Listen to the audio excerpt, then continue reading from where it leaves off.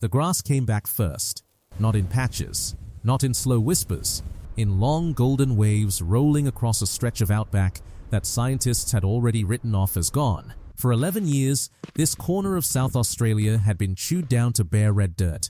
Soil cracked open, rivers thinned, bird calls vanished. Then 11 dingoes walked through a gate. That was it. 11 animals, one fenced reserve the size of a small city. No replanting, no irrigation, no machines. Within 4 seasons, the kangaroo counts collapsed in a way no ranger had ever recorded. Within 6, the grass returned to heights no living rancher in the district had ever seen. How does releasing 11 predators rebuild an entire ecosystem? And why did Australia spend 50 years trying to kill the only animal that could save it? The land had a name once. The locals just called it the Dead Paddock. It sat in the northern reaches of South Australia, near the edge of the Strzelecki Desert, a stretch of pastoral country that had carried sheep, cattle, and stories for more than a century. By 2010, it carried almost nothing. Old station hands remembered grass tall enough to brush a horse's belly. By the time the drought of the late 2000s rolled through, that grass was a memory written into fence posts. The ground was red, cracked, loose enough to lift in the wind. Soil scientists from the University of New South Wales measured topsoil loss across the region at nearly 40% in a single decade. The cause was not just rain, or the lack of it. It was the kangaroos. Without dingoes, the red kangaroo population across inland South Australia had swelled past every historical estimate. Aerial surveys in 2011 counted more than 34 million across the country. Some paddocks held 1 kangaroo for every 2 hectares. They ate everything, down to the roots, then below the roots. Ranchers tried culls. Government tried quotas. Nothing held. The creeks ran shallow. The mulga trees stopped regenerating. The small marsupials, bilbies, bettongs, hopping mice slipped off the maps one species at a time. A senior ecologist at the Arid Recovery Reserve described it bluntly in a 2013 field report. He called the landscape a slow extinction in plain daylight. Then, on a cool morning in May 2014, a station manager checked his eastern fence line. The wire was untouched, but pressed into the dust beside it was a single fresh paw print, far too wide for any dog.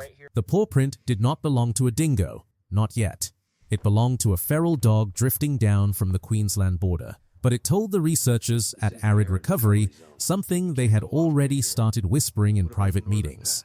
The fence was failing, and the land could not wait. For 3 years, a small team of ecologists had been arguing for something the rest of the country considered reckless.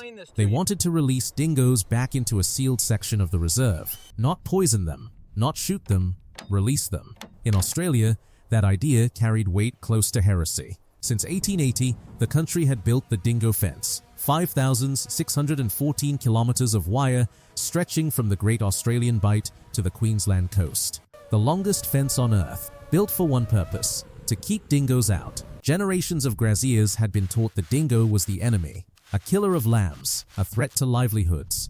Now a group of scientists were proposing to bring 11 of them back in. The pushback came fast. A regional pastoralists' council sent a formal letter of objection. A state MP called the plan an experiment with someone else's country.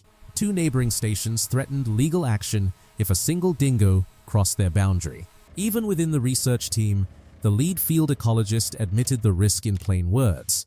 If the dingoes hunted the wrong species or broke through the inner fence, the project would be shut down within a season. The reserve manager signed the release order in late winter 2015. 11 dingoes were trapped, collared, and trucked in under a dust-red sky. At 4:42 in the morning, the first crate door slid open, and something inside the dead paddock began to listen. For the first 11 days, nothing happened. The dingoes did not howl. They did not hunt. The collar data showed them moving in tight, cautious loops near the release point, never more than 400 meters from cover. The field team grew quiet. One ranger wrote a single line in the logbook on day 9. They are waiting for something we cannot see. Then, on the 12th night, the GP's pings exploded outward. By morning, 2 collars sat motionless near a dry clay pan. When the rangers reached the spot, they found the carcass of a large red kangaroo. Clean kill, throat first. No scavenger marks yet. It was the first wild dingo kill recorded inside that fence in over 60 years. Within 3 months, the kangaroo behavior changed before the kangaroo numbers did. That was the part no one had predicted. The mob stopped grazing in the open flats during dawn and dusk. They pulled back to the harder, rockier ground near the ridges. Whole sections of the reserve, areas that had been chewed to dust for a decade, suddenly went untouched for weeks at a time. Ecologists call it the landscape of fear. The kangaroos were not just being eaten, they were being relocated by instinct. Then came the second surprise. A motion camera near a dry creek bed captured something the team had not seen on that land in 22 years. A greater bilby, alive, foraging in open moonlight. No one had released it. No one had reintroduced it. It had simply walked back in from somewhere the maps no longer remembered. The lead ecologist watched the footage 3 times in silence. Then he reached for the radio and asked the team to check the western quadrant, because if the bilby was back, something else had to be. The western quadrant was not empty. A motion camera near a stand of mulga trees logged 3 hopping mice in a single night, a species the team had not detected on that ground since 2003. Then came the grass. By the end of the second year, vegetation surveys recorded native grass cover rising from 11% to 43% across the released zone. Spinifex returned in thick golden rings. Mitchell grass pushed through cracks in soil that had been bone dry for a decade. The numbers told a quieter, sharper story. Red kangaroo density inside the fence dropped by 68% in 28 months. Not from culling, not from poison, from 11 dingoes, and the fear they carried with them. Outside the fence, on neighboring stations, kangaroo numbers stayed the same. The grass stayed gone. The contrast became visible from the air. A pilot flying the Strzelecki track in 2018 described the boundary line in one sentence. He said it looked like someone had drawn a green river through a red desert. Then the creeks came back, with deeper root systems holding the soil. Runoff after the 2019 rains lasted weeks longer than the previous decade's average. 2 ephemeral waterholes that had been dry since 2004 filled and held. Birds followed the water, but jerigars in flocks of thousands.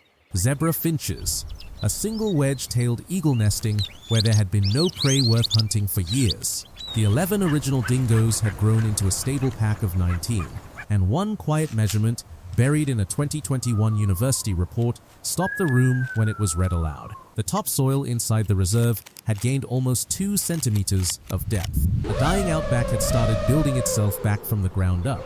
2 centimeters of soil does not sound like a victory, until you remember it took the outback a century to lose it. The Arid Recovery experiment quietly rewrote a rule that Australia had treated as gospel for 140 years. The dingo was not the enemy of the land, it was the missing piece holding the land together. Researchers at the University of New South Wales now estimate that across the 5,614 kilometers of the dingo fence, the same pattern repeats in reverse. Inside, where dingoes were poisoned out, the soil is thinner, the grass is shorter, and the small mammals are mostly ghosts. Outside, where the dingoes still walk, the country breathes. The lesson moved beyond Australia faster than anyone expected. Ecologists in Yellowstone cited the Dingo Project alongside the 1995 wolf reintroductions. Reserves in Patagonia began studying puma corridors using the same predator fear modeling. A team in Scotland referenced the Strzelecki Desert in their case for returning links to the highlands. The mechanism is always the same. Remove the apex predator and the herbivores do not just multiply. They lose their caution. They eat the future of the land. Bring the predator back and the herbivores remember what their ancestors knew. The Dead Paddock is no longer called the Dead Paddock. Station hands in the district have taken to calling it the Green Reserve, a name that did not exist on any map 10 years ago. 11 dingoes, 1 fence, 2 centimeters of soil. A reminder that the cure to a broken landscape is sometimes the very thing we spent generations trying to erase. If stories like this one stay with you, the rest of the channel is waiting quietly in the same place.